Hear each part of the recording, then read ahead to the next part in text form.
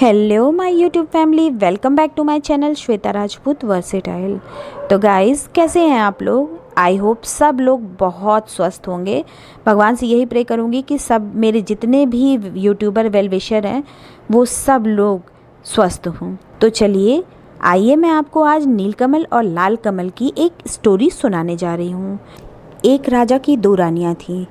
उनकी एक रानी राक्षसी थी, पर ये बात किसी को मालूम नहीं थी। दोनों रानियों का एक एक बेटा था। अच्छी रानी के बेटे का नाम था कुसुम और राक्षसी रानी के बेटे का नाम था अजीत। दोनों में बहुत मेल था। राक्षसी रानी के मन में काला था, वो रक्त पिपासु थी। दोनों भाइयों का प्रेम उसे एक आँख नहीं सुहाता था। वो हमेशा इस ताक में रहती थी कि कब सौत के बेटे को मारकर उसकी नरम नरम मांस का शोरबा बनाकर पिएगी। उसकी मंशा को उसका सगा पुत्र बहुत अच्छी तरीके से समझता था, अतः वो कभी कुसुम का साथ नहीं छोड़ता था। गुस्से से राक्षसी रानी दांत पीसती रहती थी। मौका ना मिलने से वो दोष त्रुटि ढूंढती। अपनी दृष्टि शक्ति से सौत का खून चूसती रहती। फलतः अच्छी रानी दुर्बल होती गई और एक दिन उसने बिस्तर पकड़ लिया। 2-3 दिनों में उसका देहांत हो गया। सारे राज्य में शोक सा छा गया, परंतु असल कारण किसी को समझ में नहीं आया। राक्षसी रानी कुसुम को तो सताती ही थी, अपने पुत्र को भी उसका साथ देने के लिए धिक्कारती थी। एक दिन अजीत ने कुसुम से कहा, भैया जाने दीजिए, हम लोग उनके पास और नहीं जाएंगे। उन लोगों ने उस राक्षसी माँ के पास जाना ही बंद कर दिया, परंतु राक्षसी माँ का अत्याचार फिर भी जारी रहा। अजीत अपने दिल को कड़ा कर सब सहता रहा, पर नरम दिल वाला कुसुम धीरे धीरे सूखता गया। रानी ने जब देखा कि उसका सगा बेटा ही उसका शत्रु बन गया है, तो वो एकदम जल भुन गई। एक रात राजा के हाथी खाने में एक हाथी की मौत हो गई। घुड़शाल में एक घोड़ा मर गया और गौशाला में एक गाय मृत पाई गई। राजा का गुस्सा 7वें आसमान पर चढ़ गया। दूसरी रात राजमहल में शोरगुल सुनकर राजा चिहुक कर उठे और तलवार लेकर अपने कमरे से बाहर निकले। सोने के पलंग पर अजीत और कुसुम सोए थे। एक बड़ा राक्षस कुसुम को उठा लाया। इससे पहले कि राजा कुछ करते, रानी ने अपना एक केश तोड़कर राजा पर फेंक दिया। राजा वहीं जड़ हो गए। उसकी आंखों के सामने राक्षस कुसुम को खाने लगा। राजा की आंखों से अश्रुधार बह निकली, पर वे उसे पोंछ नहीं सके। उनका शरीर थर थर काँप रहा था, पर वे बैठ भी न सके। रानी अट्टहास कर रही थी, बहुत हंस रही थी, बहुत जश्न मना रही थी।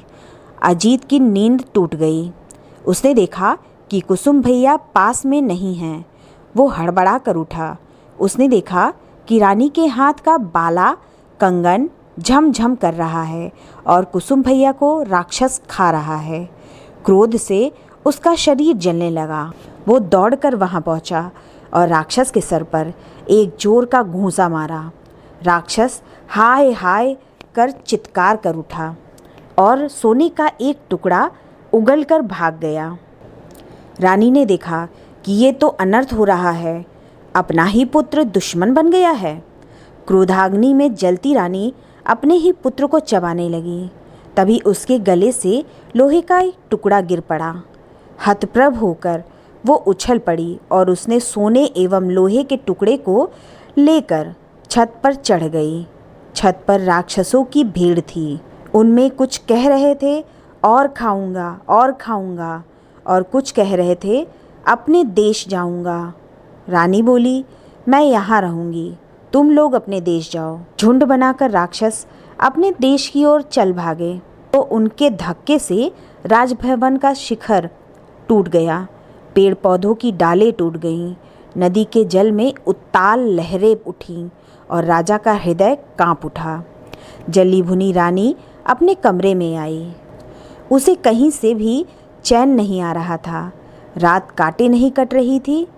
अंत में उसने अपनी जादुई आराम छड़ी एवं जिराम छड़ी को जला दिया और आसमान में उड़ती हुई एक नदी के किनारे उतरकर एक बांस वन में एक स्थान पर सोने के टुकड़े एवं लोहे के टुकड़े को गाड़ दिया। फिर निश्चिंत होकर वो घर लौट आई।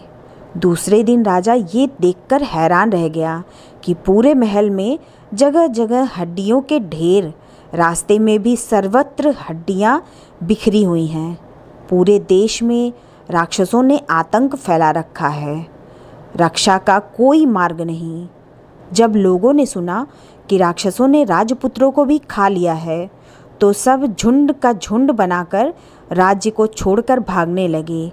राजा जड़ हो गए। उनके राज्य में राक्षस छा गए। नदी किनारे बांस वन में एक किसान बांस काटने गया। एक बांस को चीरने पर उसे 2 अंडे दिखे। उसे समझ में नहीं आया कि वे सांप के अंडे थे या किसी और प्राणी के। अतः उसने अंडे को फेंक दिया। अंडे टूट गए। लाल रंग के अंडे से एक लाल रंग का राजपुत्र और नीले रंग के अंडे से नीले रंग का राजपुत्र प्रकट हुआ। माथे पर मुकुट, हाथ में नंगी तलवार लिए दोनों राजपुत्र वायु वेग से वहाँ से चले गए। डर से किसान मूर्छित हो गया। जब उसे होश आया तो उसने देखा कि लाल अंडे का खोल सोने का एवं नीले अंडे का खोल लोहे का बनकर वहाँ पड़ा हुआ है। किसान ने लोहे वाले खोल से अपने लिए एक हसिया और सोने वाले खोल से अपनी पुत्र वधू के लिए एक बाजूबंद बनवा दिया। दोनों राजपुत्र चलते चलते एक राज्य में पहुँचे। वहाँ बड़े बड़े राक्षसों से लोग डरे सहमे थे। राजा रोज मंत्री नियुक्त करते पर राक्षस उन्हें खा जाते एवं एक परिवार के लोगों को खा जाते। राजा ने घोषणा कर दी थी कि जो कोई भी जोड़ा राजपुत्र राक्षसों का संहार करेगा उसके साथ परी की तरह जुड़वा राजकुमारियों का विवाह कर दिया जाएगा एवं उनका राजत्व भी उन्हें मिलेगा। अनेक जोड़ा राजपुत्र आए पर राक्षसों ने उन्हें खा लिया। लाल कमल और नील कमल राजा के समक्ष उपस्थित होकर बोले, हम लोग राक्षसों को मारने के लिए आए हैं। उन्हें देख राजा के मन में आशा निराशा के भाव उठे पर अंत में बोले, ठीक है। नीलकमल और लाल कमल नंगी तलवार लेकर एक कमरे में छुपकर बैठ गए। धीरे धीरे रात गहराने लगी। कोई भी राक्षस नहीं आया और एक पहर बीता तब भी कोई नहीं आया। आधी रात बीतने पर भी कोई नहीं आया। दोनों राजपुत्रों को नींद आने लगी। नीलकमल ने लाल कमल से कहा, भैया मैं सो जाता हूँ, बाद में मुझे जगाकर तुम सो जाना। राक्षस आकर अगर नाम पूछे तो मेरा नाम पहले बताना, अपना नाम पहले मत बताना। ये कहकर नीलकमल सो गया। थोड़ी देर बाद दरवाजे पर दस्तक हुई। लाल कमल तलवार को मजबूती से पकड़कर सावधान हो गया। राक्षस आए। शायद रोशनी में उन्हें ठीक से दिखाई नहीं देता था, इसलिए एक ने कहा, रोशनी बंद करो। लाल कमल बोला, नहीं। राक्षसों में जो सबसे बड़ा था गुस्से से गों गों करने लगा। बोला, घर में कौन जाग रहा है रे? सारे राक्षस किचकिच करते हुए बोले, कौन जाग रहा है, कौन जाग रहा है? लाल कमल ने कहा, लाल कमल से पहले नील कमल जाग रहा है और जाग रहा है तलवार, जाग रहा है घी का दिया, किसका आया है काल। नीलकमल का नाम सुनते ही राक्षसगण डर से 3 कदम पीछे हो गए। नीलकमल अपने पूर्व जन्म में राक्षसी रानी के गर्भ से पैदा हुआ था। उसके शरीर में राक्षस का ही खून दौड़ रहा होगा। राक्षस इस बात को जानते थे। सबने कहा, अच्छा तुम नीलकमल हो भी या नहीं, प्रमाण दो। राक्षसों ने अनेक चतुराई से उससे प्रमाण मांगना आरंभ किया। राक्षसों के लीडर ने कहा, तुम लोग अपने नाखून दिखाओ। लाल कमल ने नील कमल के मुकुट को तलवार की नोक पर रखकर बाहर दिखाया। उसे हाथ से छूकर आपस में बोलने लगे, बाप रे, जिसके नाखून इतने भयंकर हैं, पता नहीं वो कैसा होगा। लीडर ने फिर कहा, देखूं तुम लोगों का थूक कैसा है। लाल कमल ने तलवार द्वारा दिए के गरम घी को उन पर छिड़क दिया। राक्षसों के रोए जलने लगे। वातावरण में दुर्गंध फैल गई। राक्षसगण गों गों करते हुए भागे। थोड़ी देर बाद फिर आकर वे बोले, तुम लोग अपनी जीभ दिखाओ जरा। लाल कमल ने अपनी और नील कमल की तलवारों को दरवाजे की फांक से बाहर निकाल दिया। राक्षसों के लीडर ने दोनों तलवारों को अपने हाथों से कसकर पकड़ लिया और सभी राक्षसों से उसने कहा, मैं जीभ को खींचकर उखाड़ लूँगा, तुम लोग मुझे पकड़कर खूब ज़ोर से खींचो। सबने जोर लगाकर खींचा। फिर क्या था, नंगी तलवार की धार से उसके दोनों हाथ कट गए और काले रक्त की धारा बहने लगी। चिल्लाते हुए सभी राक्षसों के सिरों को लांघकर लीडर राक्षस भाग गया।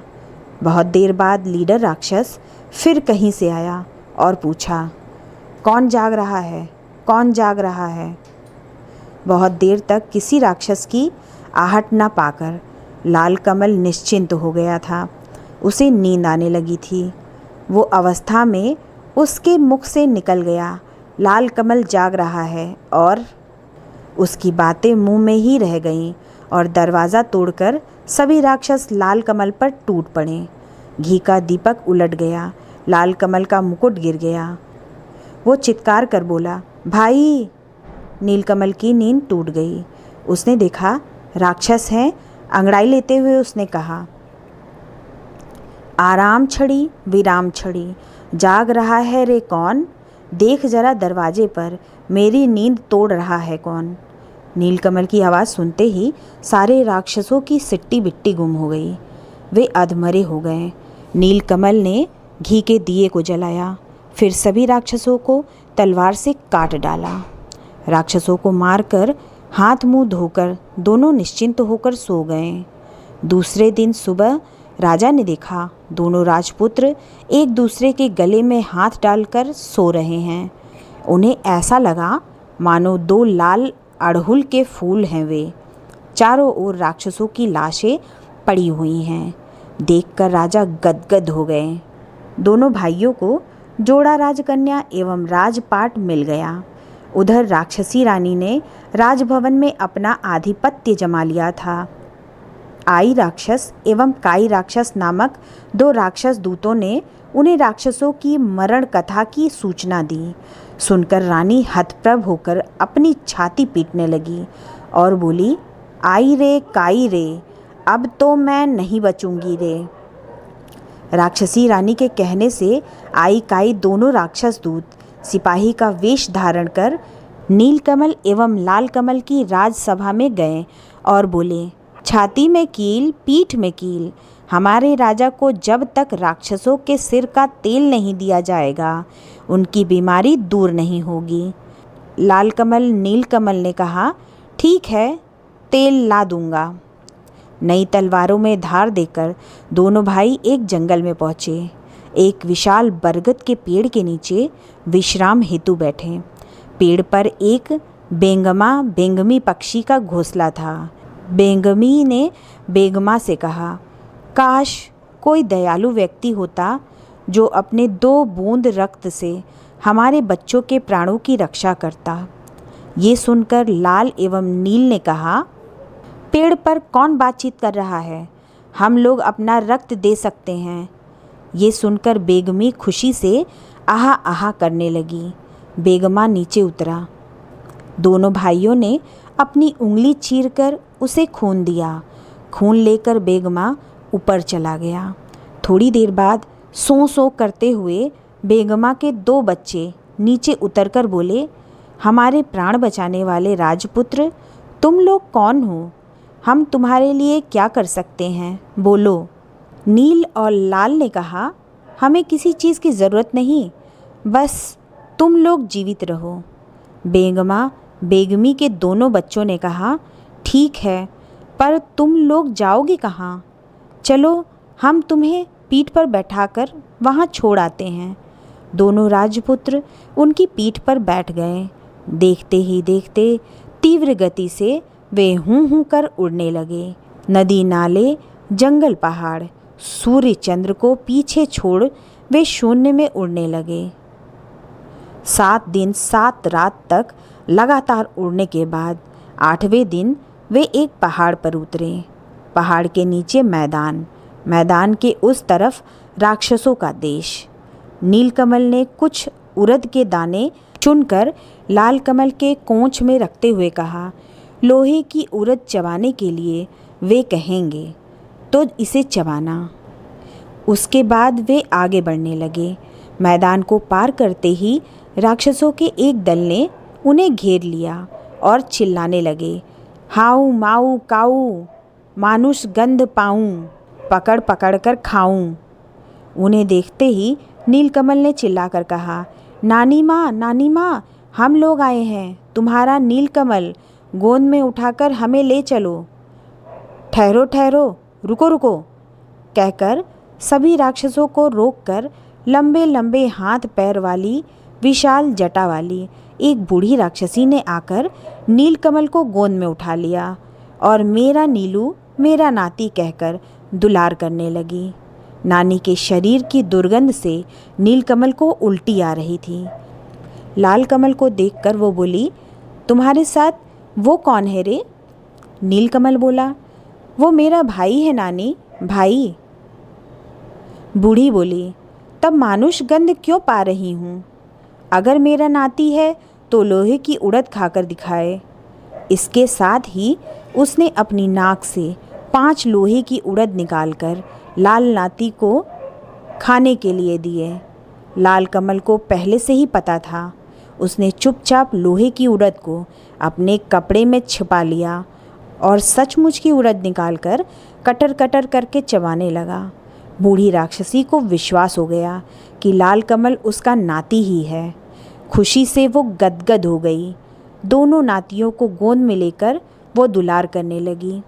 लेकिन लाल कमल के शरीर से मानुष गंध पाकर उसकी जीभ में पानी आने लगा। लेकिन अपने नाती को वो कैसे खा सकती थी? अतः दोनों को लेकर वो अपने घर चली आई। उस पूरे देश में सिर्फ राक्षस भरे हुए थे। चारों ओर राक्षस कुलबुला रहे थे। पृथ्वी से मनुष्य, जीव जंतु आदि को मारकर पूरे देश में बिखरा दिया गया था। लाल नील राक्षसों के कंधे पर बैठकर घूमते और देखते कि हर ओर मरे हुए, सड़े हुए मनुष्य, जीव जंतु बिखरे पड़े हैं। दुर्गंध ऐसी कि भूत भी भाग जाए। लाल ने कहा, भाई, लगता है सारी पृथ्वी उजाड़ हो गई है। नीलकमल चुपचाप रहा, लेकिन उसने मन ही मन ठान लिया कि पृथ्वी को अब इन राक्षसों से बचाना होगा। जब रात गहरी हो गई, तब सब निशाचर राक्षस अपने बाल बच्चों के साथ 7 समंदर पार सभी राज्यों में उत्पात मचाने, मनुष्य जीव जंतुओं को मारकर लाने के लिए चले गए। तब नीलकमल लाल कमल को साथ में लेकर राजमहल के दक्षिण की ओर स्थित एक कुएं के पास पहुंचा। वहां उसने लाल कमल से कहा, भैया, मेरे कपड़ों को पकड़ो। कपड़े देकर नीलकमल कुएं में उतरकर एक तलवार और एक सोने का डिब्बा लेकर बाहर निकला। डिब्बे को खोलते ही जीवन काठी एवं मरण काठी नामक एक ततैया और ततैयी बाहर निकले। जीवन काठी में राक्षसों के प्राण एवं मरण काठी में उस रानी राक्षसी के प्राण बसते थे। नीलकमल ने जीवन काठी को अपने पास रखा और लाल कमल को मरण काठी थमा दिया। जब दोनों ततैयों के शरीर में हवा लगी, तब राक्षसों को घबराहट होने लगी। पृथ्वी पर जड़ पड़े राजा के देश में राक्षसी रानी नींद में लुढ़क गई। पृथ्वी पर गए राक्षस तेज कदमों से नदी पर्वत लांघकर लौटने लगे। ये देख नीलकमल ने जीवन काठी ततैये के 2 पैरों को तोड़ दिया। सारे राक्षसों के दोनों पैर टूट गए। राक्षस दोनों हाथों के बल पर तेज गति से आने लगे। ये देख नीलकमल ने ततैये के बाकी दोनों पैर भी तोड़ दिए। सारे राक्षसों के दोनों हाथ कटकर गिर गए। हाथ नहीं, पैर नहीं, फिर भी सारे राक्षस हाउ माऊ काऊ 7 शत्रुओं को खाऊं कहते हुए लुढ़कते हुए आगे बढ़ने लगे। तब नीलकमल ने तलवार से जीवन काठी नामक उस ततैये के सिर को काट दिया।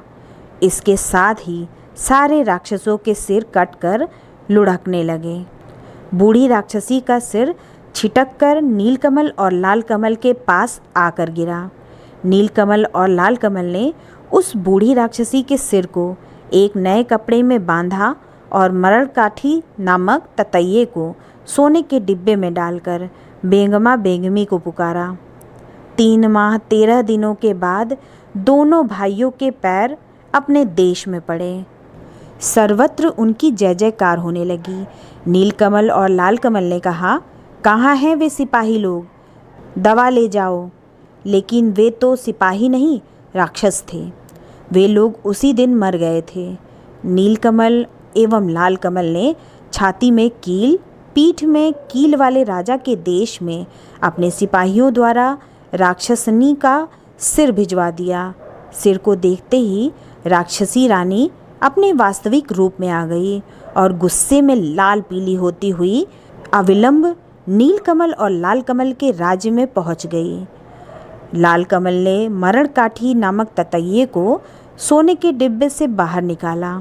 उसे देखते ही राक्षसी रानी के प्राण उड़ गए। राक्षसी रानी के मरते ही जड़ हो चुके राजा का रोग भी दूर हो गया। स्वस्थ होने पर राजा ने सारे राज्य में ढोल पिटवाया। प्रजाजनों ने आकर पूछा, हाय, हमारे राजकुमार अजीत और कुसुम कहाँ हैं? राजा ने भी दीर्घ श्वास छोड़ते हुए कहा, हाय, कहाँ हैं मेरे सुपुत्र? तभी राजभवन के बाहर ढाक ढोल बजने लगे। थोड़ी ही देर में नील कुसुम एवं लाल कुसुम एक दूसरे के गले में हाथ डाले राजा के सम्मुख उपस्थित हुए। राजा ने पूछा, क्या तुम लोग मेरे अजीत और कुसुम हो? प्रजागण एक स्वर में बोले, हाँ हाँ, ये ही हमारे अजीत और कुसुम हैं। उसके बाद दोनों राज्य एक हो गए। नील कुसुम और लाल कुसुम इलावती और लीलावती के साथ दोनों राज्यों में शासन करते हुए सुखपूर्वक रहने लगे। अगर ये स्टोरी आपको पसंद आए तो मेरे चैनल को सब्सक्राइब कर ले और बेल आइकन प्रेस करना बिल्कुल ना भूलें, जिससे मेरे आगे आने वाले लेटेस्ट वीडियो की नोटिफिकेशन आपको तत्काल मिल सके। मेरे वीडियो को लाइक एंड कमेंट्स भी करें। मेरे वीडियो को अपने फेसबुक, व्हाट्सएप, इंस्टाग्राम में अपने दोस्तों, रिश्तेदारों, अड़ोसियों, पड़ोसियों, सगे संबंधियों को, जिसको भी आप जानते होंगे, सबको मेरी वीडियो फॉरवर्ड करिएगा। और एक रिक्वेस्ट और है, अगर मेरे वीडियो में कोई त्रुटि नज़र आए या कहीं भी किसी चीज़ में कोई कमी नज़र आए तो प्लीज़ हमें सजेस्ट ज़रूर करिएगा, जिससे हम अपनी नेक्स्ट वीडियो में अपनी उन गलतियों को सुधार सकें। और वीडियो विजुअलिटी पे बिल्कुल थोड़ा बहुत इग्नोर कीजिएगा, आप सिर्फ कहानी सुनिएगा, क्योंकि वीडियो इतने हो गए थे ना कि मुझे इसको एडिट करके एक बड़ी सी कहानी बना के वीडियो को सेव करना पड़ रहा है, इसलिए प्लीज़ इग्नोर करिएगा। तो चलिए मिलते हैं नेक्स्ट वीडियो में, तब तक के लिए जय श्री राम।